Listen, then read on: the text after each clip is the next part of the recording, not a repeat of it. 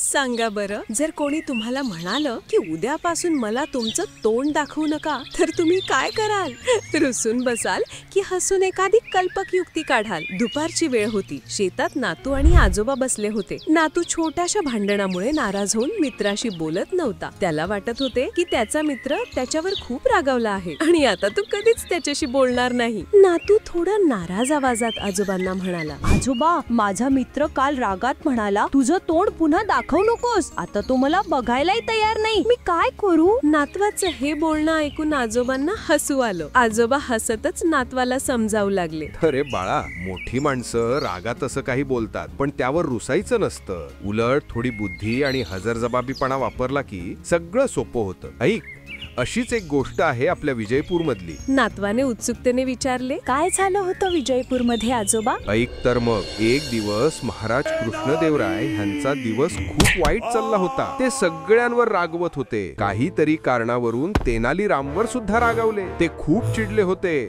त्यांनी दरबारात सगळ्यांसमोर त्यांनी आज्ञा दिली. महाराज रागात सिंहासनावरून तेनालीला ओरडले, तेनालीराम, उद्यापासून मला दरबारात तुझं तोंड दाखवू नकोस. तेनालीराम हुशार होता. तो ह्यावर काहीच बोलला नाही, पण त्याच्या चेहऱ्यावर राग नव्हता, फक्त एक हलकीशी स्मितरेषा. दरबारातील एका चुगलखोर दरबारानं मनात म्हटलं, आता तेनालीरामचं संपलं. तो खुश होऊन सगळीकडे ओरडत सुटला, आता तेनाली आपल्याला दरबारात दिसणार नाही. तो खूपच खुश झाला होता. दुसऱ्या दिवशीचा दिवस उजाडला. दुसऱ्या दिवशी सकाळी दरबारात काहीतरी विचित्र दिसलं. चुगलखोर दरबारी धावत महाराजांकडे आला. महाराजांना भडकावत बोलू लागला, महाराज, तेनालीराम तुमचा आदेश मोडतोय.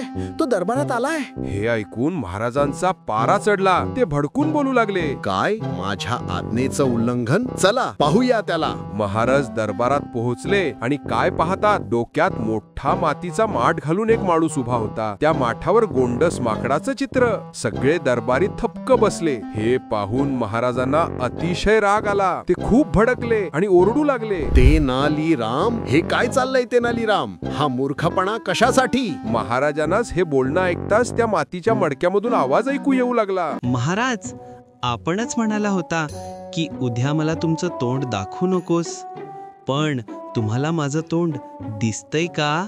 दरबारात क्षणभर शांतता पसरली आणि मग महाराजांचा जोरदार हशा. अरे चतुर तेनालीराम, तू माझा राग एका क्षणात पळवून लावलास. हे मातीचा तोंड काढ आणि आपल्या जागेवर बस. तेनालीरामनं माठ काढला. दरबारात सगळे हसू लागले आणि महाराजांनी त्याचं कौतुक केलं, कारण हुशारी आणि हजरजबाबीपणा दोन्ही त्याच्याकडे होतं. आजोबा गोष्ट संपवतात. नातू डोळे मोठे करून विचारात पडला होता. नातू हसत हसत आजोबांना म्हणाला, वा आजोबा, म्हणजे तेनालीरामनं रागावलेल्या महाराजांनाही हसवलं. मी पण माझ्या मित्राला रागात काहीतरी असंच हसवणार. तो लगेच हसेल. आजोबांनी कौतुकाने नातवाच्या डोक्यावरून हात फिरवत नातवाला म्हणाले, शाब्बास बाळा, रागाच्या भरात बोललेल्या शब्दांवर जास्त विचार न करता हुशारीनं आणि हजरजबाबीपणानं परिस्थिती बदलायची, हेच खरं चातुर्य. बघा तर मित्रांनो, आजच्या गोष्टीतून कळलं, रागाचं उत्तर रागानं नको, तर बुद्धी आणि विनोदानं द्यायचं. तेनालीरामासारखं हसत हसत जगणं म्हणजेच खरं शहाणपण.